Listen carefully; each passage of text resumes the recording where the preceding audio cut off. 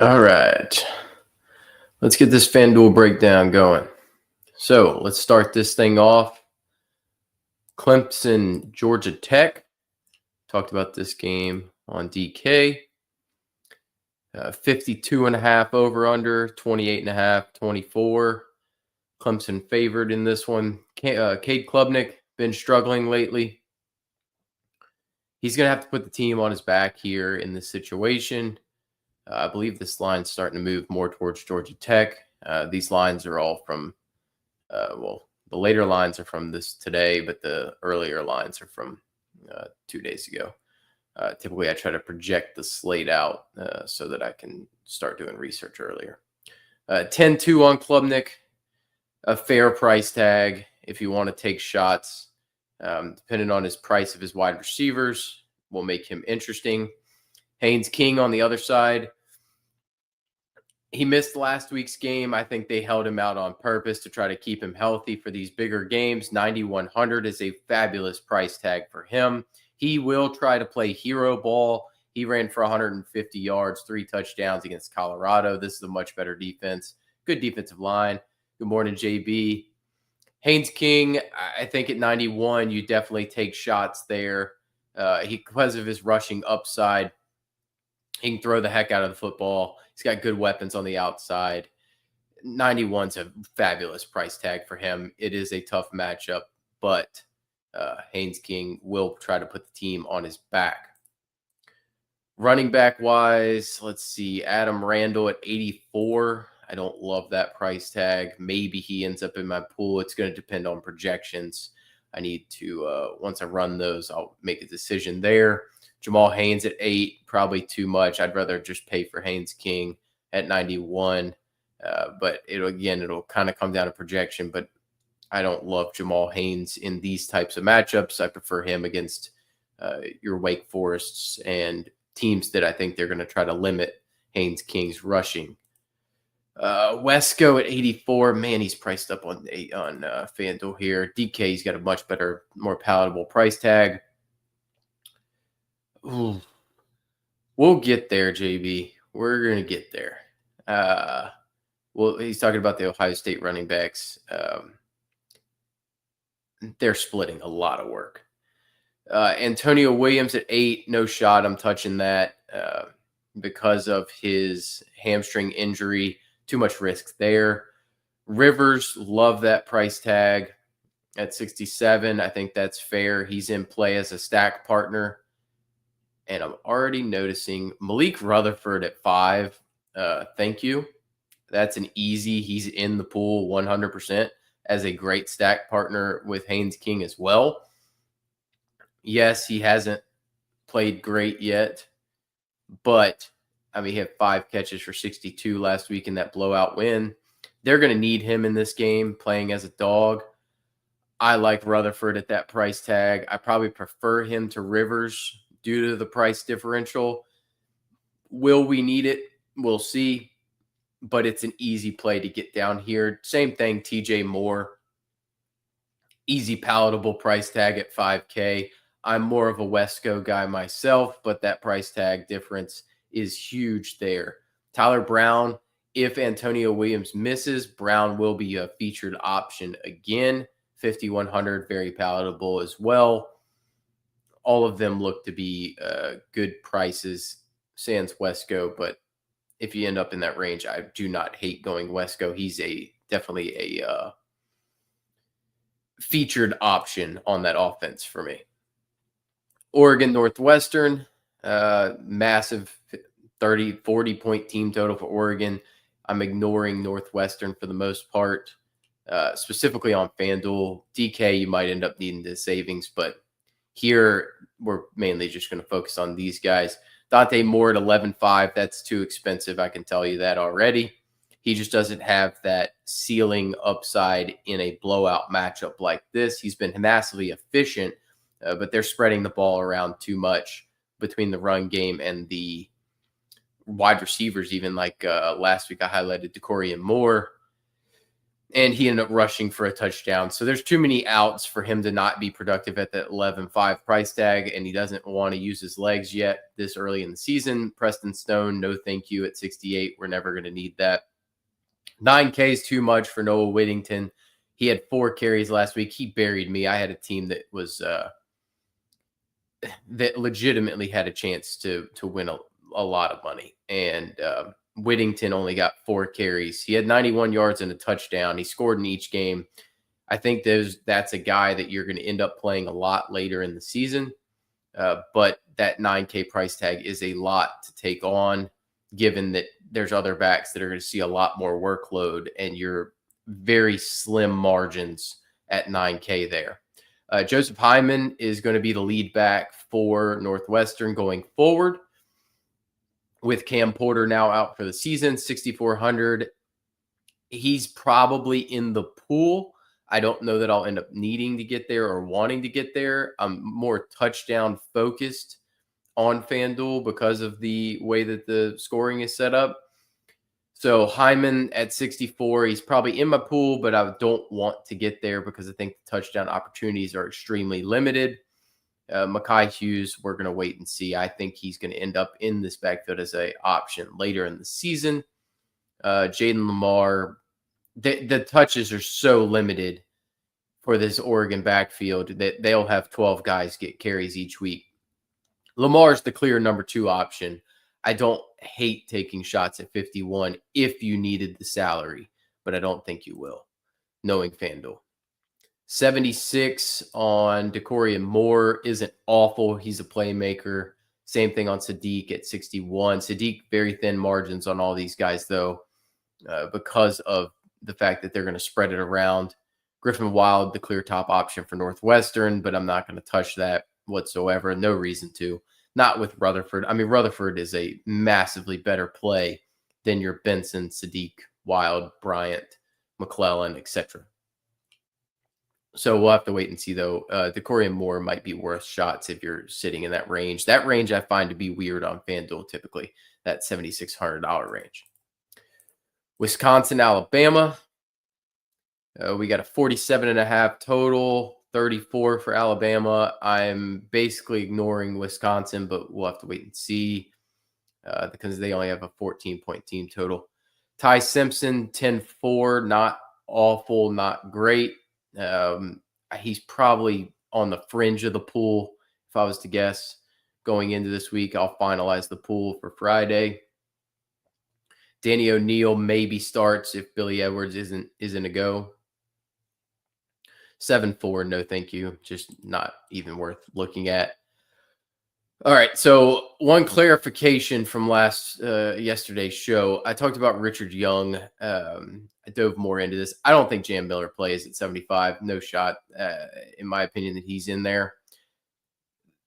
Richard Young, I think I'm going to end up being out on.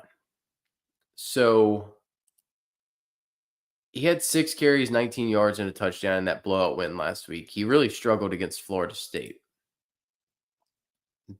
Kevin Riley got the start last week against ULM. Played fairly well, fairly explosive. 6 catches, 45 yards. I really like these numbers. 5,400 is great price tag. DK from yesterday, he was 3K. So he'll end up being high in my player pool on DK. So I'm going to end up adjusting that. That's why we do a first look and then a actual pool. So if you watch just the first look, you're not going to get all the information because I haven't finalized anything. It's just my initial blurred out thoughts. No shot I'm touching Dylan Jones. I had high hopes for him coming into the year, but his schedule is so terrible that he's going to end up stinking. But yeah, Kevin Riley at 54, 100% in the pool right now. Jeremy Renard, rightfully so, has taken his place above Ryan Williams at 86 and 92. That is a hefty price tag to pay for Jeremy Renard, but he is worth it. He's in the pool, 100%. If Ryan Williams comes back, he's back in the pool. I think he probably will be back, if I was to guess, but he might not be. Concussions, tricky thing. We'll have to wait and see. Vinny Anthony would be the top option for Wisconsin for me. If you're living in that range, I'll have to see how he projects, but he's definitely the top option for Wisconsin in this game at 6,300. He's probably the only guy that I would consider for Wisconsin. I know Kekahuna is more of the slot option. FanDuel wise, I'd rather take shots on the outside number one, most likely to score a touchdown option rather than the multiple catch short area option. So he would be more in play for me. Really, I would keep my exposure to Bernard, Williams, and Anthony, but we're going to have to wait and see. If Williams is out, I really like Bernard, even at 92. It is a hefty price tag to pay, but as we've seen, there's a lot of value here. Looking at West Virginia, this is going to be an interesting game. So Pittsburgh is a 57.5 total, 31.5 Pitt, 26 West Virginia. I think Pitt probably ends up blowing them out, but we'll wait and see. Eli Holstein at 11.7. That's a hefty price tag to pay. Maybe worth it because he can run. He has upside early in the season. He plays fairly well early in the year, and last year he just tanked late in the year. So I have no issues with that 11.7. It's going to come down to projection and how I feel about the points per dollar and whether I need the money or not. Why I would end up needing the money is I'm probably going to play a ton of Desmond Reed at 10.5. He's always a top option on slate. He has not had a blow-up game yet with 14 and 19, but the floor is massive. He can catch the heck out of the ball. He can get you kick returns, punt returns. He can score from anywhere on the field. He hasn't needed to get a heavy workload yet. If he can get, I think he gets 15 to 20 touches in this game with the opportunity to just break the slate. So he's a guy you're going to want a lot of exposure to. I'm on a full ignore of this West Virginia backfield until I see it shake out. I think that with Jaheim White now gone, he was the better part of their offense. Notice that I ignored the entirety of the West Virginia quarterback situation. I think it could be Markiel or Henderson. Who knows? Same thing with the wide running backs. No shot I want to touch them. I think it could be any number of guys. It's a full or situation. Whoever gets hot is going to be the one that gets the carries.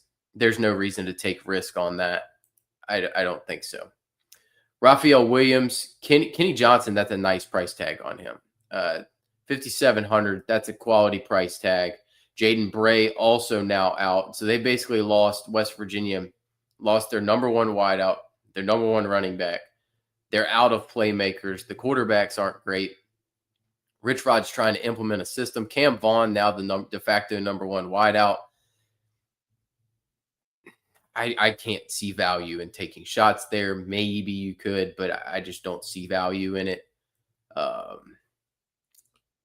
Yeah, I would limit to on the Pitt side. If I'm playing Holstein, I'm probably going to want to play him with Desmond Reed and with one of these wide receivers as my stack. Raphael Williams being a good option at 77. Kenny Johnson's probably the one you would end up wanting to stack that with as a trio to get that value because of the price tag on Reed and Holstein. Each are valuable options. They flip-flop. They're going to flip-flop games. They did it last year. They kind of rotate wide receivers in and out as to who gets the top billing each week. USC Purdue. USC prohibitive favorite, almost a 40-point team total, almost 19 for Purdue. I'm not going to play Ryan Brown. I love Ryan Brown from that week one game, but 8,200 kind of not really in. I think USC's defense is improving consistently. Maeva 100% squarely in play. Obviously, I like Desmond Reed because, well, I'm still getting used to the backward camera. He's behind me. Cover boy. Jaden Maeva at 12K, fine. You want to pay that, no problems there. He's going to project fabulously. He's been dominating in blowout wins. He's going to get his numbers. Lincoln Riley, fairly consistent at getting his quarterbacks Great numbers. He has not had to run yet in the first 2 games. He will start running when these games get tougher. This game is a slight upgrade as far as opponent, very slight upgrade in terms of opponent. But I mean, look at how many yards per attempt he's getting. Like that's massive numbers. So the big plays are there, and it's a concentrated route tree, so you know who he's stacking with. Wayman Jordan, this is going to feel like a heavy price tag to pay. If you're not playing him and you want to fade Desmond Reed, sure, you can go to Wayman Jordan. I just prefer playing through the pass offense that is Jaden Maeva over playing through Wayman Jordan. But I think you can get contrarian and play Jordan as an option. If I was playing a bring back on the Purdue side, it would be Maccabee at 8,600. I'm going to avoid Eli Sanders. He's been getting run late in these games, and he's a home run hitter. But Wayman Jordan is the clear top running back for them. Oh, man. Mekhi Lemon, why you got to be 10K? Mekhi Lemon, very good player. Jacoby Lane, I don't know if y'all saw that catch last week, but it was insane. The still image is even better than the video, and the video is amazing with that one-hand catch while he's mossing a guy, and just he's got a Derrick Henry stiff arm going on while making a one-handed catch. It's insane. Jacoby Lane, clear touchdown target for me. I don't mind him. I like Lemon more. The price difference might end up playing a deal. If you're playing Maeva, you play one of these two. No doubt about it. Nobody else in that wide receiver room is going to get the run that those two are. It's a very clear top-heavy target share in that room. I'll have to work through that when I go to build lineups as to which one gets the most play. Georgia, Tennessee, 50.5 over under, 28-ish for Georgia, 23 for Tennessee. I've already bet Tennessee's under on their team total. There's zero reason Gunnar Stockton should be priced anywhere close to Joey Aguilar.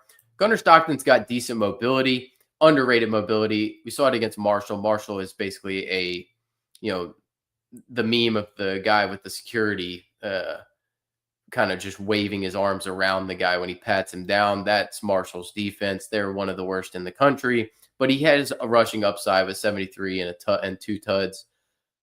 I don't think you get that out of him, but he's got 30, 40-yard rushing upside in this game. They're probably going to have to throw the ball a little bit. So I don't mind that price tag on Stockton. I'll be interested to see how he projects. Probably, if I was to guess, he'll probably project in that 20 to 23 point range. So he'll be in the pool, no doubt about it. 8,500 for Nate Frazier, clear top option at running back for them. Maybe he makes the pool. I would much rather spend up for, he might end up being an RB2, but it's going to depend on what the rest of these price tags look like. Tennessee, man. I mean, it's a full split. I am not a Star Thomas guy. I saw a guy the other day in a chat room talking about Star Thomas being the most explosive player in that room and great hands. Those were two attributes I would not put on Star Thomas: acceleration and explosive. Bishop, far more. Lewis, far more. Star Thomas, more of like a 3 yards cloud of dust type guy. He's never been the most explosive player in his backfield, and that goes back to New Mexico State. Monty Watkins was more explosive. Duke, he wasn't. So I would much rather play Deshaun Bishop than Star Thomas. Peyton Lewis kind of languishing down there. I think he's the one. I think it's 1A, 1B, 1C. That's my opinion. But I don't like this offense that much in this game. So I think they're going to score less than 21 or 20-ish points. Zachariah Branch, I like that play at 6,500. However, because he's explosive. So I have no issue pairing him with Gunnar Stockton. I have zero issue as well pairing Colby Young with Gunnar Stockton. 7 targets, 7 catches, 76 yards. He's going to be their big physical outside player. I think that's the way I want to attack this game, is with that cheap Stockton to Branch and or Colby Young. Both of them quality options. Branch, decent game last week. It was 3 for 17, but he had that 3 for 95. That's where that explosive capability.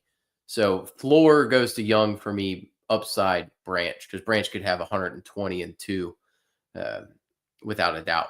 And I'm a full avoid on the Tennessee wide receivers because I think they all aren't very good. Granted, Brazel could catch a touchdown. Oregon State, Texas Tech. This is a fun one. So 61.5 over under, 43 Texas Tech, 19 Oregon State. Don't know that Oregon State gets there. I think that the defense for Texas Tech underrated still. Bayron at 10-3. Love it. Give me all the Bayron. Morton, 23 against Kent State. Played well again last week. Doesn't count on here because it was an FCS game. But he played very. Oh, was that Kent State last week? Yeah, it was Kent State last week. They didn't show the first week. First week he had 4 touchdowns. Still, 10-3. He was questionable last week. Ended up playing. Love Bayron at this price tag. He is a core play, no doubt about it, on both sites. Malik Murphy, no thank you. Not the best quarterback. Hankerson's going to get all the work in this backfield, but still no thank you. Defense too tough. He's not going to be efficient with his touches. 83, I'm out. Fanduel screwed up. So Adam Hill is the third string running back who hasn't come into a game until it was 40 points or more, and it was clearly over. So he's priced appropriately on DK. Don't play Adam Hill. He's not the number 1 running back. Whenever the game's after half and it's 42-0 is when he comes in the game. Jacoby Williams and Cameron Dickey are now squarely in play. They are now the 2 best values I've seen on this slate at this point, and pricing no longer matters. So you can throw out anything that said we need to worry about pricing. These should be 8,000 plus backs, or 75 to 8K backs, and they would still be played a lot. Dickey, more of the short yardage guy at this point. Whereas Williams, I mean, they're 1A, 1B. They're going to play a ton. Williams, more of your between the 20s type play, but both are in play. Both are too cheap. You're going to play a ton of both. That kind of sucks that they just broke the slate. And now you can play Morton. You can play one of those 2 backs. And you can play Douglas, probably, I think, season long is going to be a top option. He has yet to show it. It's a situation where I have no issue taking shots on Douglas, similar to last week with Josh Cameron. Everybody overreacted, saying Josh Cameron's not good, yada, yada, yada. He comes out, has 100 yards, 2 touchdowns, and you end up making money at low ownership. I still like Reggie Virgil a ton as a touchdown guy, so I have no issues playing him. These Tech guys are way too cheap. Virgil, it's 56, too cheap. Douglas, too cheap. Eakin, he's about right. He should be about 72 if I was to guess, but I prefer Douglas and Virgil, just personal preference, we'll say. Don't be fooled by Taz Reddick's game last week. He had 11 for 158. It was a career game. I much prefer Trent Walker, but that's why they're priced differently. I'm not paying $9K for Trent Walker. He can't find the end zone. Let's see if he's found the end zone this year. No, he hasn't. He gets there on volume.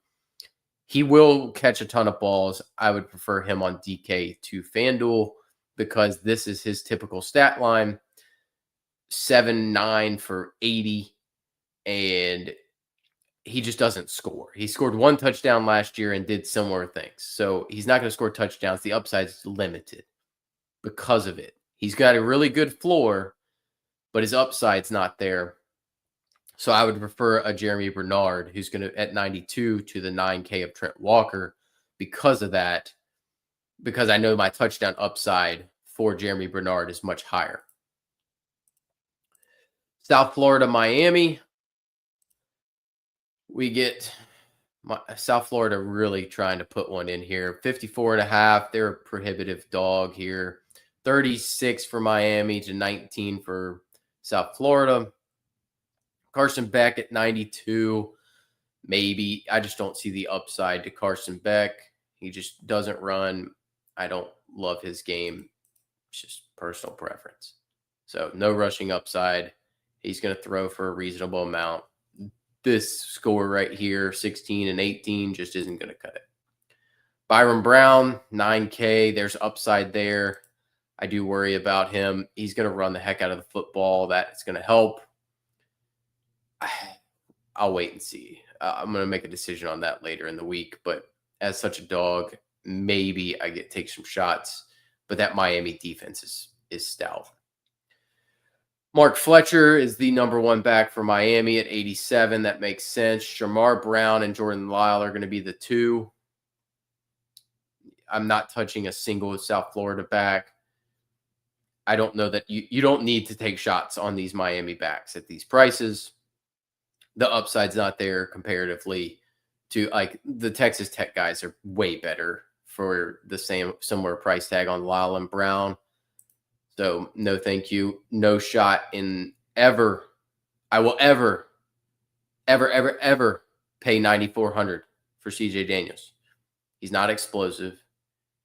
He was good at Liberty. He was so bad for LSU last year. I'm never going to pay more than $7K for CJ Daniels. Malachi Toney firmly in play at $7,800. No issues paying that. I'll pay that, no problem. If you're going to play Byron Brown, I would probably play Keshawn Singleton with him at $7,500. And then I don't mind Toney. Like, those are the two guys I would play. Nimrod is a deep cut. I think that's more of a DK play at 52 than it is a FanDuel play because Singleton's a lot better. All right, Ohio State taking on Ohio. 52.5 over under, 42 projection on Ohio State, 10.5 for Ohio. I kind of want to lay the points here or take the points with Ohio. If they had Tim Albin, I'd feel better, but I'm a Parker Navarro fan. We're not going to play him here. He's in play a lot, especially when he plays these MAC teams. This kid's good, man. If you haven't watched him play yet, he torched Rutgers. Just absolutely torched them. He's torched teams consistently. He struggled a little last week. He's going to run the football. I just want him to come out of this game healthy because the rest of the year he's going to be a blast. And we're going to play him a ton later in the year. But this is not the situation because of how good this defense is. Julian saying, I'd be a little nervy at 10-8 taking shots here. I don't know that I would get there. I think there's other guys you want to take shots on. Ooh. JB, here's your guys. So, Donaldson's a freaking refrigerator. Ohio plays pretty good run defense for a MAC level team, certainly. I don't think I can play 8,800 on Donaldson. He's going to share the load with Peoples. I think Donaldson's more likely to score touchdowns and more likely to get short yardage.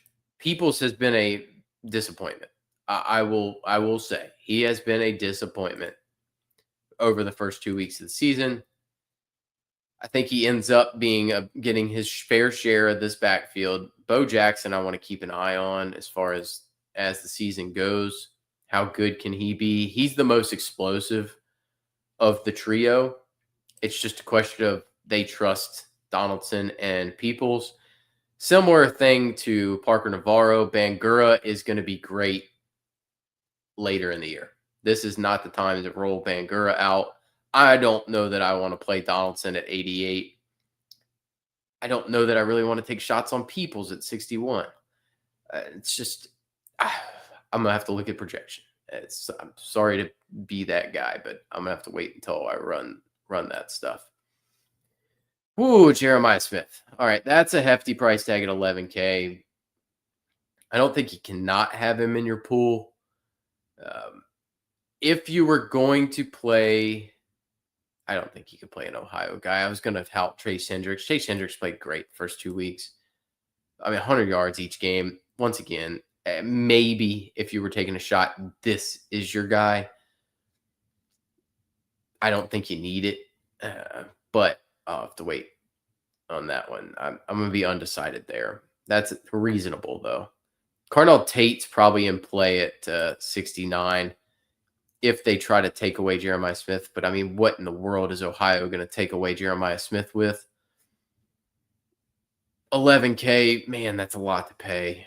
There's plenty of value to get there. If you wanted to get there, there's plenty of value clearly to get there. I just think there's better situations. Austin Simmons. Oh, man. Okay. Ole Miss, Arkansas, 60.5 is a beautiful game total. 7-point spread. I think Arkansas keeps in this game. I think this is a closer game than that. There's going to be a ton of points scored in this one. 34-27 basically is a tagline. Simmons at 11K. I don't love that. I just don't. I don't think he's looked the part yet. I would rather play Taylor Green at 10K. I mean, the kid can flat out play. You know, Zach Calzada of Kentucky looked better against Ole Miss than he did against Toledo. Does that say something about Toledo's defense? Does that say something about Ole Miss's defense? I don't know, but I have no issue whatsoever. I'm going to play some Taylor Green, Bayron Morton, Eli Holstein, Haynes King, everyone's like a little bit, but core play, Gunnar Stockton, core play wise, I fence post, I agree. I love Taylor Green in this spot at 10K. I think him and Bayron are two great plays together. I think him and Holstein are perfectly great. I think him, like the one way to play this right out the gate, the way I'm just kind of postulating this thing is going to Talon and then going to Maeva and then getting Desmond Reed. And then you get the Texas Tech running backs, because they're so cheap. Like, let's just say we're going to play Dickey. Like that right there feels like my base out the gate, just as a feel play. 10K on Keywan Lacey. He's getting a ton of work. Don't hate that. I'm going to need to look further into this backfield. I know Mike Washington is the lead option here, and Braylon Russell being the backup. Mike Washington, the clear starter. Don't hate him at 72. I just prefer Taylor Green as a play. Keywan Lacey, I have no issues with at 10K, but I prefer Desmond Reed. Yeah. Oh, yeah. Exactly, JB. That's what I'm saying. There's so much value at wide receiver. So we're gonna play with this definitely. Yeah, FanDuel every week you can build whatever you want. That's the problem. I wish it was a little bit tighter. I like those deep cuts. Plays a little more into my edge if I have to go deep cuts. Harrison Wallace 95. Not a fan, but he keeps doing well. 4 catches, 117. I think we have to constantly I think we have to treat him as the number one. I don't love the price tag. I'm not personally a fan of Harrison Wallace. I think Stribling and Lee are better players. I think Daquan Wright's a better player. I just am not a fan of Harrison Wallace. I doubt I ever get there at 9,500. Caden Lee started the season awful. I'm shocked. I really expected him to be the top option of this offense. Or a 7-catch, 70-yard guy. I expected him to be the Trent Walker of this offense. He's not. I expected Stribling to be the big play guy. Nope. And I knew to fade him last week because when he was catching passes from the backup Trinidad Chambliss in the third quarter, fourth quarter against Georgia State when they were up 40, that made me nervous. So I'm out on Stribling. I'm not playing him. Yeah, Omega Blake with Green. I don't disagree. 6,300. It's a beautiful thing. I think that I wanna look a little more in before I feel very comfortable saying that on Omega Blake. But Omega Blake is a big play threat, and it could be a situation where Arkansas is able to do that. Now, remember, this is the game last year where Jackson Dart and Trey Harris absolutely destroyed Arkansas. Maybe it's Taylon Green, Omega Blake time, to Vince Bosa's point. Maybe we get the shot play and he's the Trey Harris this year, and they just win all the money in this slate. Like I said, I need to get a little deeper on these Raylan Sharps, but I think he was more of just a product of that game script. Jaylen Brown, 3 catches, 4 targets, meh.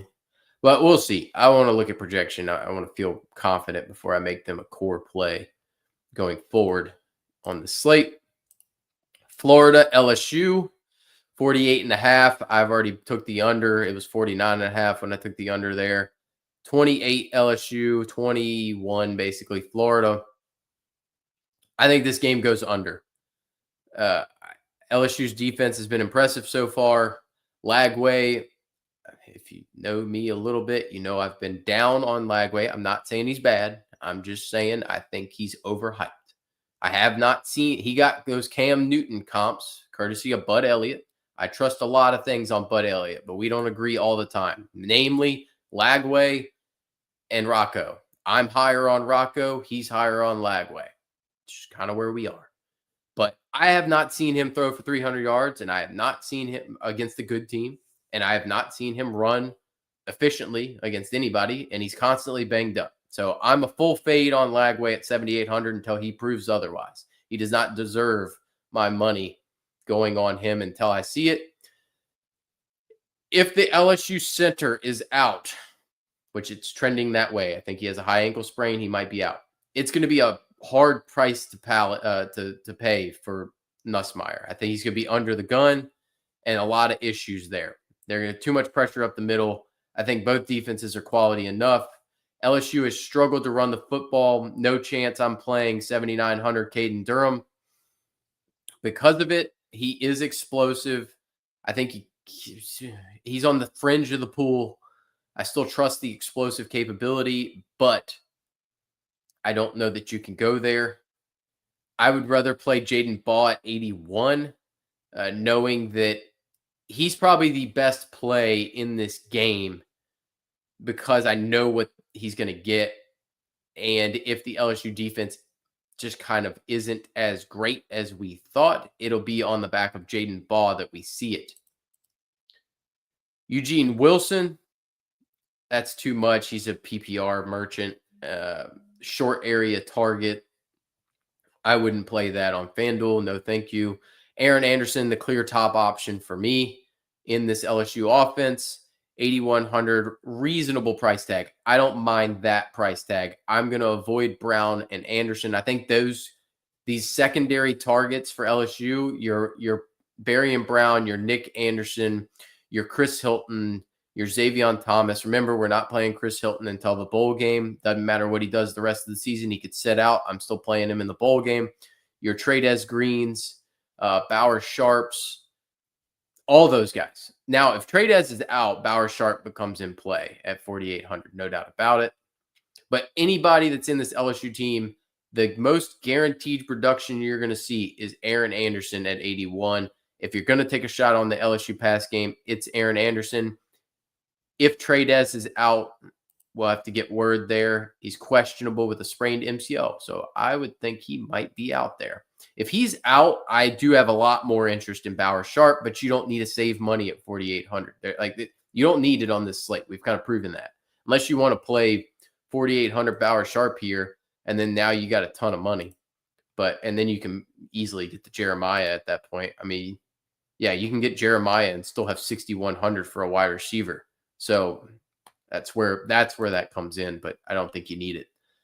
If I'm playing a Florida Gator wide receiver, it is without a doubt Vernell Brown at 5,700. Price tag hasn't caught up to him yet whatsoever.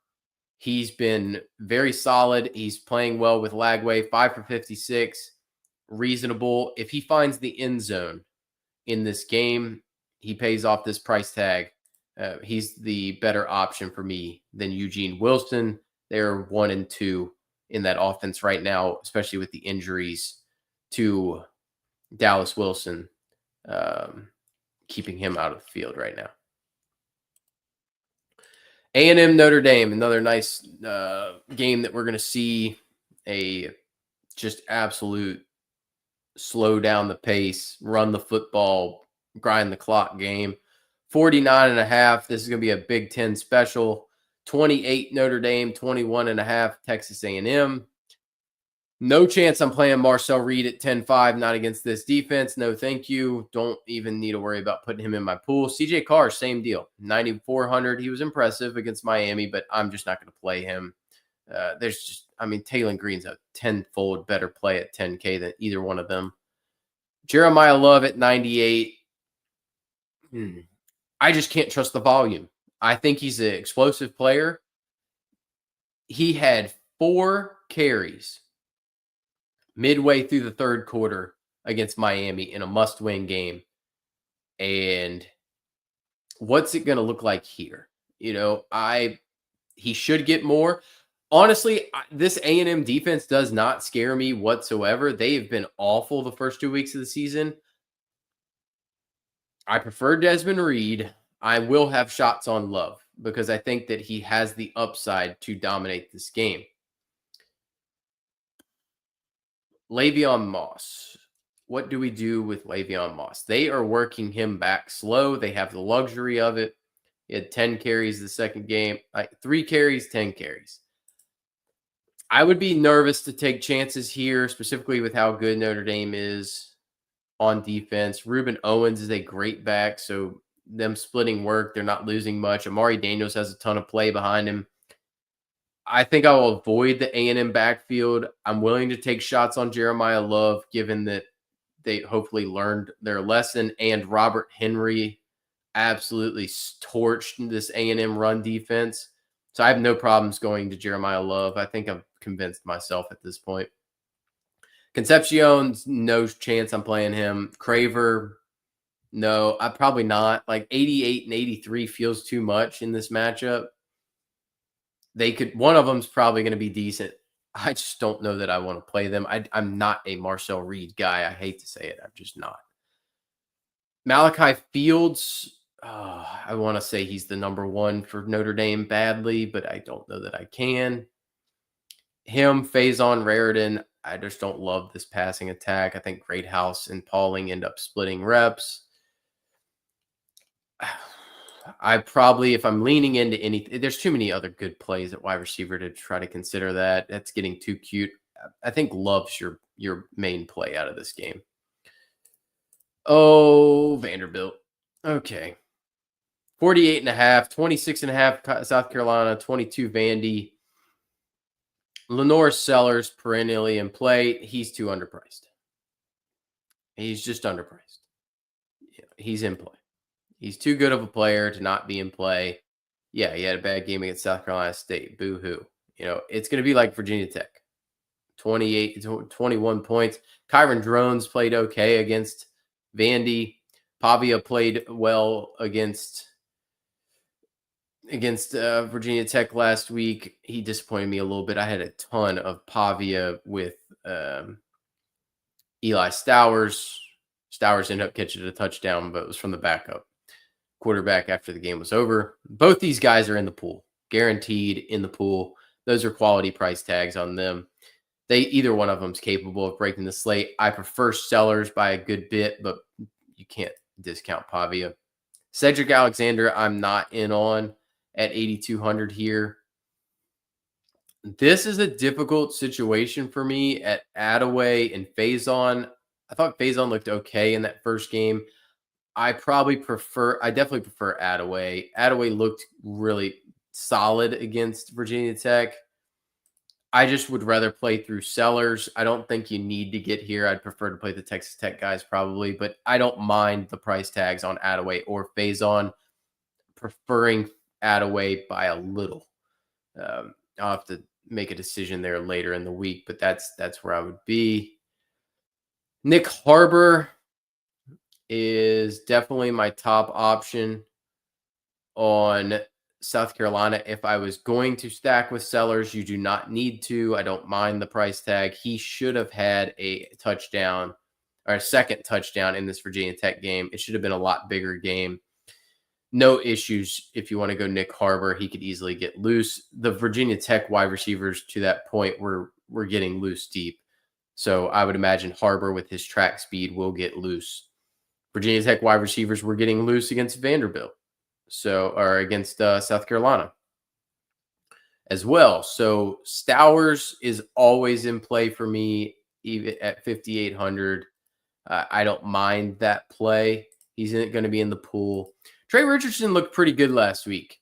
The target volume isn't exactly going to be there, but he got some carries. It was kind of like bubble screen style.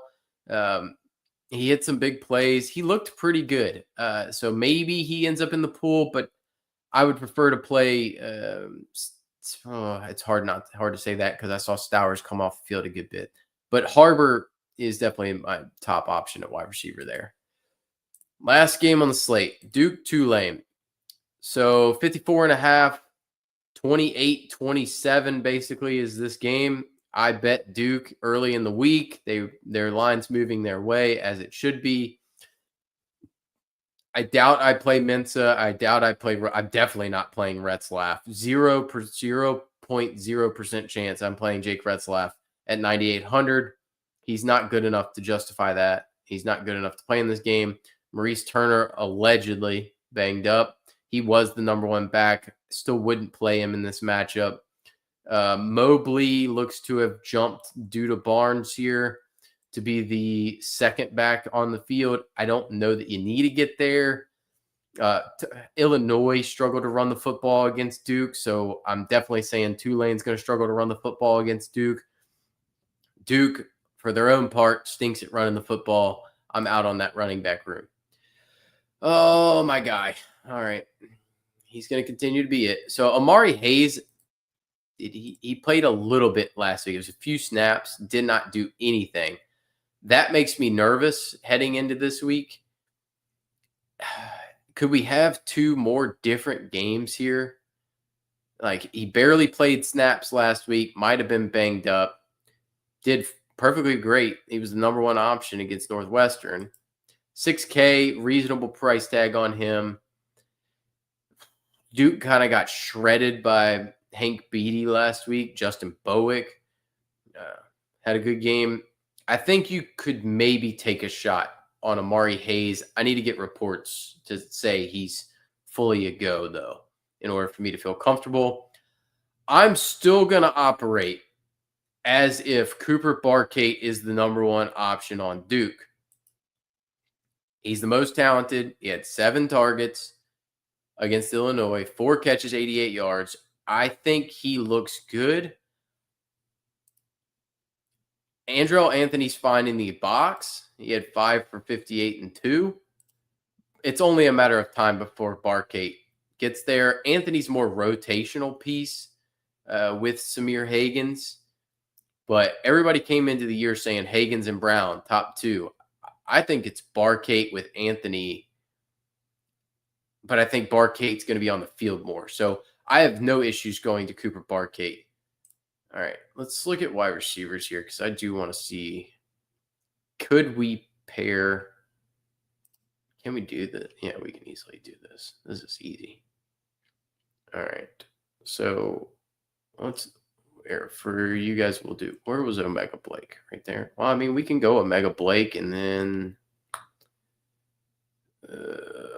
Barkate. I could do that. Boom, boom. You could do Zach Branch. You could do Omega Blake. Let's just say we don't want to play him stacked. I'm fine with that. Where was he at? Let's go Rutherford. I like Rutherford. I think that price tag's really tasty. Let's just go Rutherford at 5K. It's going to leave me 8K. Give me all. What do I have there? Oh, I mean, you could take Nick Harbor there. Don't hate that.